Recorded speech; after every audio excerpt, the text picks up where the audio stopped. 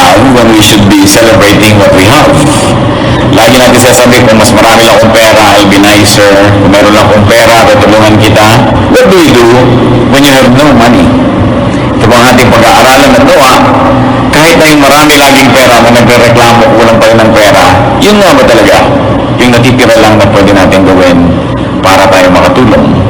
Heavenly Father, we thank you that you are God, you provide, you love us and protect us, forgive us our sins, cleanse us, make us whole, enable us to approach your throne of grace, to receive your blessing, your correction. Nawa Panginoon, sa aming pagtitipon, patubayan niyo kami, ang inyong pong Espiritu makalaya at makakilo sa aming kalagitnaan. At dalangin namin, we will not only increase in knowledge, but we will actually increase in spirituality, that we can see things through your eyes, do things your way, and understand many things by your wisdom. So we ask you, Father, to be our speaker, lead us into greater knowledge of you, teach us practical application of our spirituality. Forgive us for all our iniquities, punuin niyo po lahat ang mga kakulangan namin, ilayo niyo kami sa gawa ng mga masasamang tao at masasamang espiritu, at dalangin namin, palakasin niyo rin ang aming katawan, ang aming isip, ang aming emosyon. Lead us, Father. Bless your people. In the name of Jesus Christ, our Lord, we pray. Sa Acts 3, 1 to 5, we see here a very classic example of a person who had no money but was able to help. One day, Peter and John were going up to the temple at the time of prayer at 3 in the afternoon. Now a man crippled from birth was being carried to the temple gate called Beautiful, where he was put every day to beg from those going into the temple courts. When he saw Peter and John about to enter, he asked them for money. Peter looked straight at him, as did John. Then Peter said, "Look at us." So the man gave them his attention, expecting to get something from them. You know, a crippled beggar asked Peter and John for money. Kaugalian po ng mga tao noong araw, at hanggang ngayon din naman sa maraming mga bahay dalanginan, in many places of worship, nilalagay po nila yung mga may sakit, yung mga lumpo, mga bulag, na sa may pintuan ng templo, para sila ay humingi ng limos. Sapagkat inaasahan na bago ka lumapit sa Diyos, gagawa ka muna ng mabuti sa iyong kapwa. Bago ka humingi ng blessing sa Diyos, magbibigay ka muna ng blessing sa iyong kapwa. Meron ding spiritual dimension, yung paglalagay po ng mga may sakit dyan sa paanan ng hagdanan ng mga templo at bahay dalanginan, sapagkat naniniwala rin ng marami na mayroong dadalaw ng mga banal na tao, mga kinakasihan ng espiritu, pupunta doon sa templo at sakali man ay makapagbigay sila ng payo o lunas o kagalingan sa mga may sakit. Kaya hindi lahat ng namamalimos sa pintuan ng mga simbahan ay humihingi lang ng pera. Yung iba, ang hinahanap nila, madaanan man lang sila ng anino ng isang kinikilala nilang banal na tao at naniniwala sila na merong magiging blessing sa ganong uri ng gawain.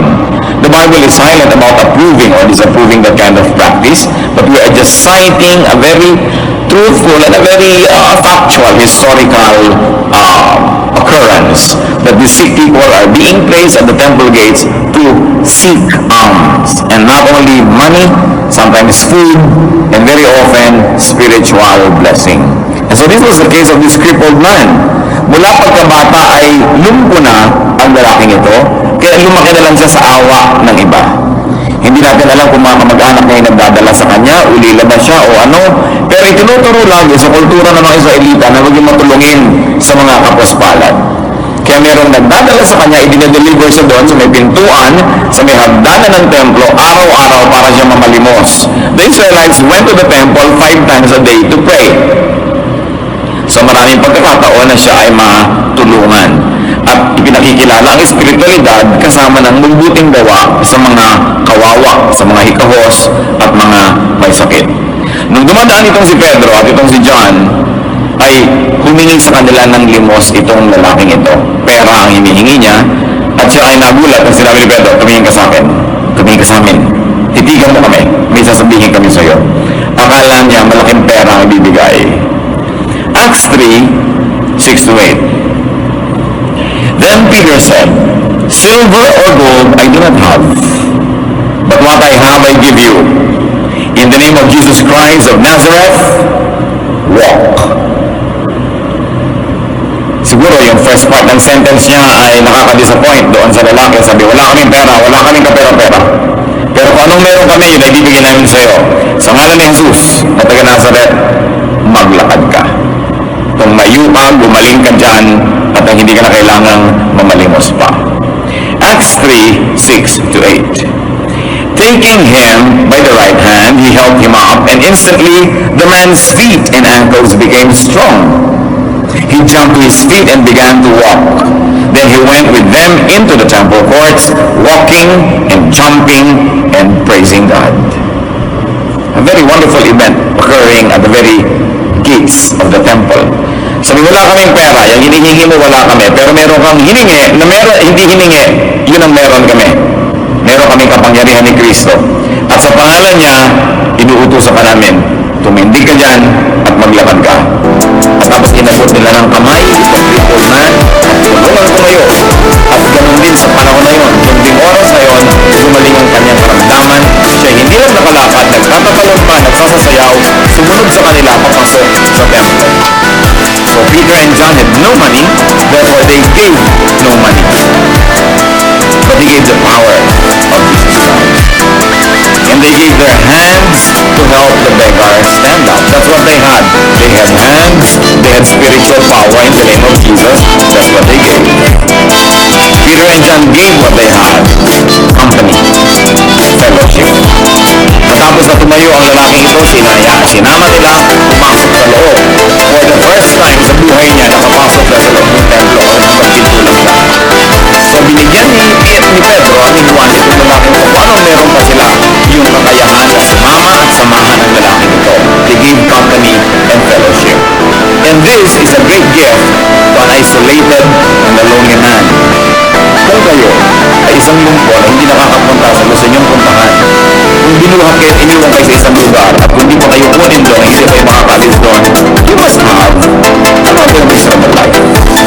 Hindi kayo nakakapili na makakausap, yung lamang gusto lumapit sa inyo, makakausap niyo, hindi kayo pwedeng lumapit sa gusto niyong lapitan. So ano pang kailangan ng tao ito? Companionship. Kailangan niyang makasama, magkaroon siya ng mga grupo, maging miyembro siya ng isang grupo.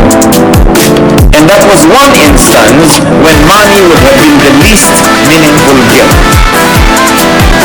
Maaaring sa buhay niya, nasayang na siya na ang climax ng buhay niya, magkano bang napalimos niya, magkano ba naibigay sa kanya ng mga naaawa, at ang nagiging kahulugan ng buhay niya, kung magkano ang kanyang kinita.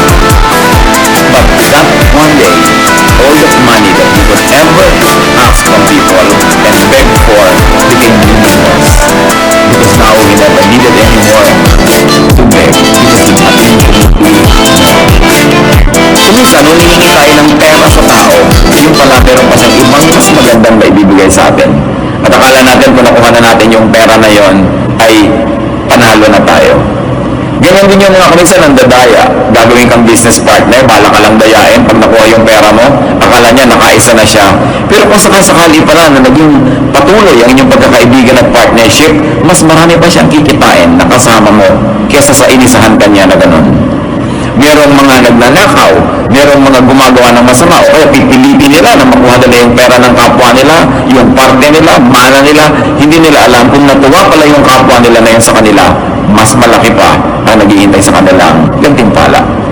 There are times when money is the least that we could get and receive from people. That's why we must have the spiritual discernment to know when money is not what it counts. Now, lack of money does not have to be equated with inability to help. Isa yan sa nakita po natin na napaka-practical na katotohanan, it doesn't mean inability to give. Pag wala kang pera, hindi ibig sabihin wala ka nang pwedeng ibigay, na wala ka nang pwedeng magawa, na magiging baliwala ka na. So what is important for us is to take stock of what you have and give it. Give from it. Ano bang meron ka? Ano ba ang pwede mong ibigay sa nangangailangan? Ano ba ang pwede mong ibigay sa isang organisasyon o sa mong tulungan? Ano ba pwede mong ibigay sa isang church? Sa iyong bayan, marami pa. Punong-puno po ang Biblia ng mga kautusan at mga katuruan tungkol sa pagbibigay ng kung anong meron ka. 1 Timothy 6:18 to 19, command them to do good, to be rich in good deeds, and to be generous and willing to share. In this way, they will lay up treasure for themselves as a firm foundation for the coming age. So dapat daw palabigay ang tao sapagkat yan lang ang paraan na nakapag-impok siya ng kayamanan para sa darating na panahon. Doon sa panahon na walang hanggan, sa panahon na uuwian ng lahat ng nilalang. Sabi, iutos sa kanila, turuan niyo sila na laging gumawa ng mabuti.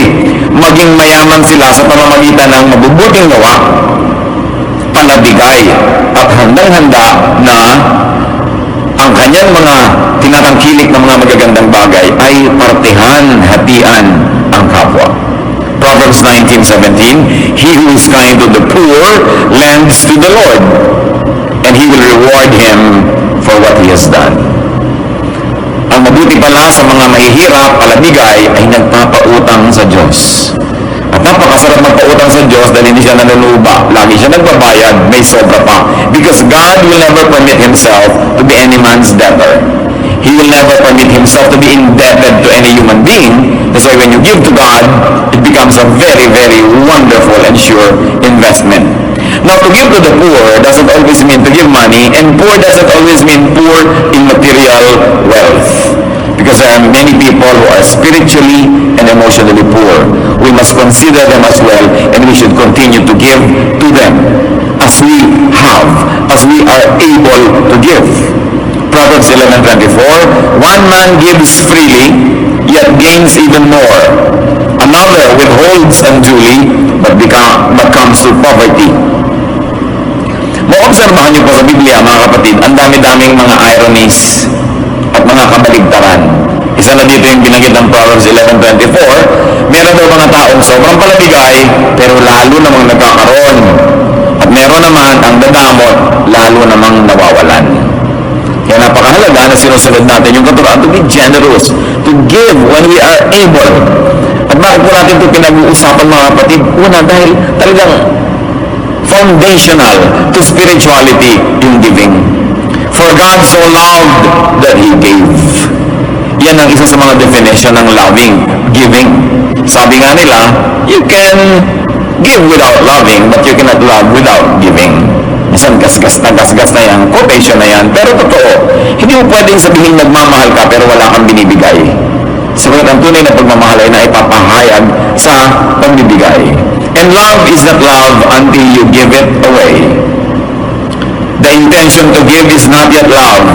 The act of giving is a definition of love. So one who gives friendship naturally begets friendship, and one who withholds friendship naturally loses it. In a manner of speaking, you keep only what you give away, and ironically, you lose what you selfishly keep. Sa buhay espiritual, marami pong kabaligtaran. Yung ipinapamigay mo, yun lang ang bumabalik sa'yo. At yung pinipilit mong kamkamin, sarilinin, yun naman ang nawawala. Proverbs 3:27 to 28. Do not withhold good from those who deserve it when it is in your power to act. Napakadaling maintindihan, pero madali bang i-apply? Huwag daw pagkakaitan ng mabubuting bagay ang mga karapat-dapat tumanggap nito. Sabi natin, siyempre naman. Pero tanong, meron kayong kilala, kaibigan, meron kayong kapatid sa Panginoon, merong tindahan, naghihirap siyang mamili, magtinda. Pinagtutubo niyo ba o hingi kayo ng hingi ng discount? The person na namumuhunan deserves to profit. Kaya nga siya nagpapagod, gumigising ng maaga, nagtitinda para siya tumubo. Tapos wala kang gagawin kundi humingi ng discount. Pag meron ahente na nagbebenta sa'yo ng kotse, ng lupa, ng insurance, alam ko may commission ka dyan. Hati na lang tayo sa commission mo, bawasan mo naman yung commission mo. Kaya nga siya nagtitinda niya para siya magka-commission kasi hingin mo yung commission niya. That is withholding something from the one who deserves it. Because the person works. And when you plant, you harvest. When you work, you benefit from your work. Nobody plants without the promise of being partakers of the harvest. Maraming mga ganon. Deserve nila, inaalis natin yung dapat sana ay sa kanila. Yung mabuti sa atin, they deserve na gawa natin ang mabuti. Yung nagbibigay sa atin, they deserve na suklian natin yan. When people have earned it. Sasabihin pa natin, pabira naman yung doktor na yun. 3 minuto lang ako tinignan, tapos 500 ang bayad. Siyang na taon naman nag-aaral yun, ano? Gusto mo siyang na taon ka rin yung tingnan para magbayad ka ng mahal. Sino? Sandali lang ako tinignan. Pero ang tagal yung pinag-aralan kung paano ka titignan. Kasi mo, ang gusto mo, 3 minuto kang tinignan, 3 piso ibabayad mo sa kanya. Eh, ang mahal-mahal ng puhunan niya sa pag-aaral. Minsan we have misplaced values. Akala natin ganun lang yun. Pero siyempre, pag espesyalista, bayaran mo ng mahal. Quality is expensive. Meron gusto, ang ganda-ganda ng bibilin, ayaw naman magbayad. Tatandaan natin yun, reward people who work. Make it a habit to reward people who work. And one of that is to allow them to earn. What can we give to people? Nakita niyo po si Peter and John, ibinigay nila yung nasa kanila, kapangyarihan na spiritual, at yung mga kamay nila na pwede nilang iabot. Meron sila nun eh. At yung oras nila para makisalamuha, makipagmabutihan, makipag-fellowship doon sa taong hindi pa naranasan kahit kailan na may makasama at pumunta doon sa loob ng templo. Sa atin ngayon, what can we give to people?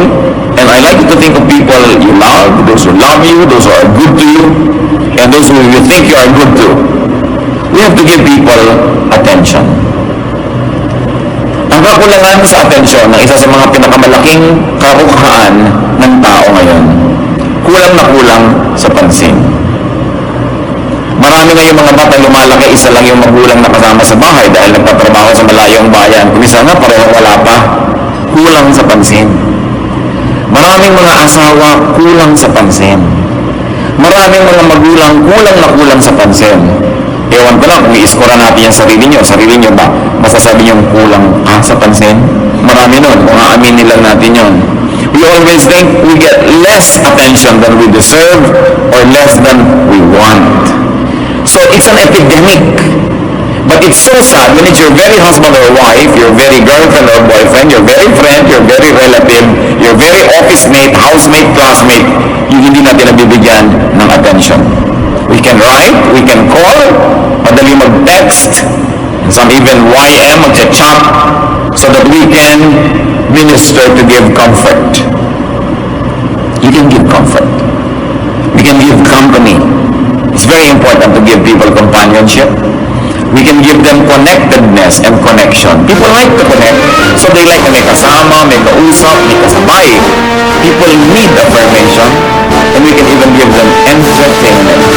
When there's too much to worry about and to think about that they're already at the brink of probably destroying themselves or being destroyed, then people need to be entertained. Kailangan malibang, maaliw, kailangan ilayo ang iniisip sa mga nagpapabigat sa kanilang buhay. At lahat ng yan ay dapat kailangan natin ibinibigay sa ating kapwa. 2 Corinthians 1:4, God comforts us in all our troubles so that we can comfort those in any trouble with the comfort we ourselves have received from God. Tayo daw ay binibigyan ng Diyos ng ginhawa at nang sa ganon ay makapagbigay din tayo ng ginhawa sa mga nangangailangan nito. So makatuwid, ang ginhawa na ating tinatamasa ay hindi lang para sa atin. Ito ay binibigay din ng Diyos para tayo naman ang magbigay nito sa mas nangangailangan pa. So whenever you are not very needy of comfort, it means that you are positioned to be the giver of it. Dalawa lang naman yan eh. Kayo yung talaga kailangan yung may magpaginhawa sa inyo, magpaluwag ng loob, mag-minister sa inyo, magpalakas ng loob. Pero kung hindi ganun ang ating kalagayan, salamat. Pero ang ibig sabihin, tayo naman ang dapat naghahanap ng mapagbibigyan natin ng ganong ginhawa. Job 2:11, when Job's 3 friends heard about all the troubles that had come upon him, they set out from their homes and met together by agreement to go and sympathize with him and comfort him. Alam natin na kasaysayan ni Job, napakayaman, napakasikat, pero lahat ng mga pagpapala ito nawala sa isang iglap. Namatay ang mga anak, naglaho ang mga kayamanan, nabalot ng galis ang kanyang katawan, nagkaroon siya ng sakit. Yung tatlong kaibigan niya, nag-usap-usap, nagkita, naglakbay ng malayo para makiupo sa kanya doon sa mga abo. Kaugalian nun, upo-upo sila sa abo pagka sila ay nagdadalamhati. When they are mourning, they sit in ashes. Not to mention the fact that Job was covered with sores and wounds, and he needed this disinfectant, mga ash, to cover his open wounds. But they sat with him 7 days, not saying anything, just providing the ministry of presence. Mga kapatid, presence is a very powerful ministry. Hindi mo na kailangan pa magsalita, hindi mo kailangan mag-moralize, hindi mo kailangan mag-philosophize. Just be there when people are sick, when people are lonely, when people are needy, when they are dejected and rejected, when they are frustrated with life. Just be there. And there's power from your presence that could minister to the person. Kaya talagang binibigyan natin ng panahon yung ganong uri ng ministry. We can give people companionship. Magkakamag-anak na itong mga pinag-uusapan natin. Companionship is one of the deepest needs of man. And most of the time, it is never met adequately. Matthew 26, 36 to 38. Then Jesus went with his disciples to a place called Gethsemane. And he said to them, "Sit here while I go over there and pray." He took Peter and the 2 sons of Zebedee along with him, and he began to be sorrowful and troubled. Then he said to them, "My soul is overwhelmed with sorrow to the point of death. Stay here and keep watch with me." Napakalalim na maaari po nating pag-aralan dito sa hiniling na ito ng Panginoong Yesus sa kanyang mga disciples. You will imagine Jesus of Nazareth. You will imagine the power that was in him. He was driving out demons, healing the sick, raising the dead. Pero sabi niya sa kanyang mga kasama, sobra ako namimigati. Sobra ako nalulungkot. Ang bigat-bigat ng kalooban ko. Damayan niyo ako. Dito kayo, samahan ninyo ako.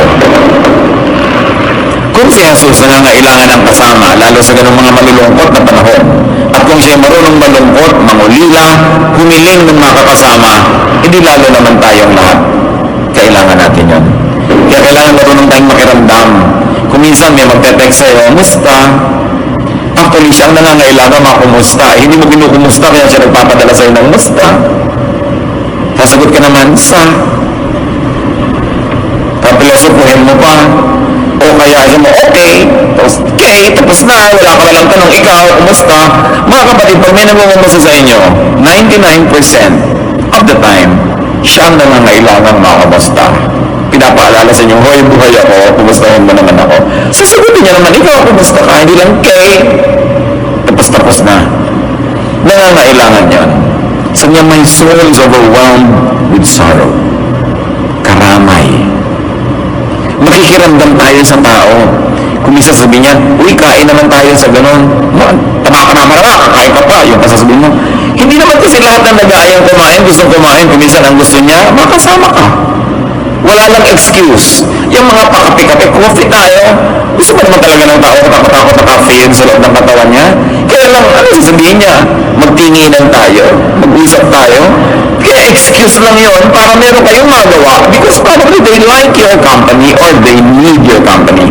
So you don't just dismiss readily what people ask you to do with them because behind and beneath the surface could be a deeper need. And we, especially the people of God who profess to be Spirit-led, must be sensitive to the needs of people. Hindi yung gusto lang natin silang i-Bible study, gusto lang natin silang sermonan, gusto lang natin silang payuhan. Tapos, pagka naman kailangan nila yung mga moments na may kausap, kasama, kaulaya, wala ka naman. Napakahalaga nitong ganitong presence. At itong ating bansa, habang lalo tayo naghahanap ng pera, nagiging industrialized, o kaya nag-export tayo ng labor, sobra-sobra, 10 milyon mahigit, no? Ng mga overseas Filipinos. Sa bawat isang umaalis, ilan ang nangungulila na asawa, ina, anak,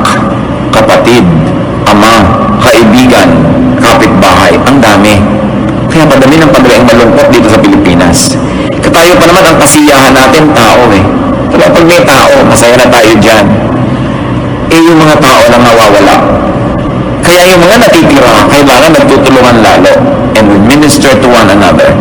It's greater than the ministry na sasabihin mo gagawa ka ng kung anong great religious activities. Because the ministry that really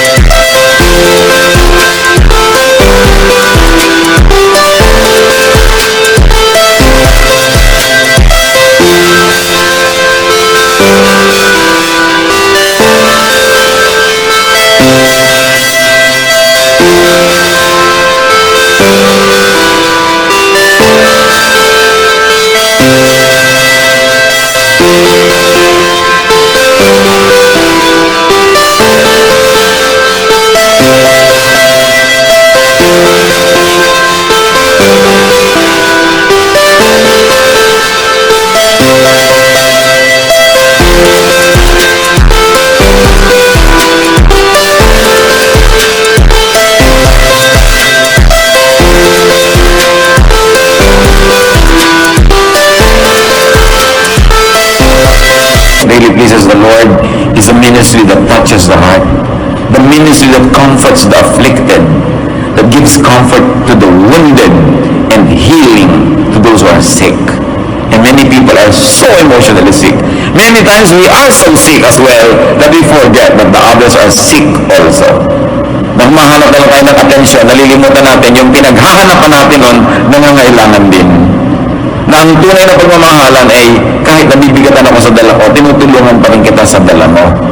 Na kahit meron ako mga problema dito, nakikisali pa rin ako sa problema mo. Na hindi ko hihintayin na maging problem-free ang buhay ko para ako magsimula na magbigay ng attention sa iyo. Because people are very needy of attention. Of course, we can also give counsel. Proverbs 27:9, perfume and incense bring joy to the heart, and the pleasantness of one's friend springs from his earnest counsel. Ang tunay daw na halimuyak ng isang kaibigan ay nagmumula sa kanyang matalino, maayos, makadiyos. Naturally, we give people prayers. Pero ano ang gastos para ipadalangin mo ang isang tao? Iba lang maarte ka, kailangan mo manalangin sa paanan ng mundo. Golgota, medyo magastos yun. So kahit sa ano, pwede ka mag-pray.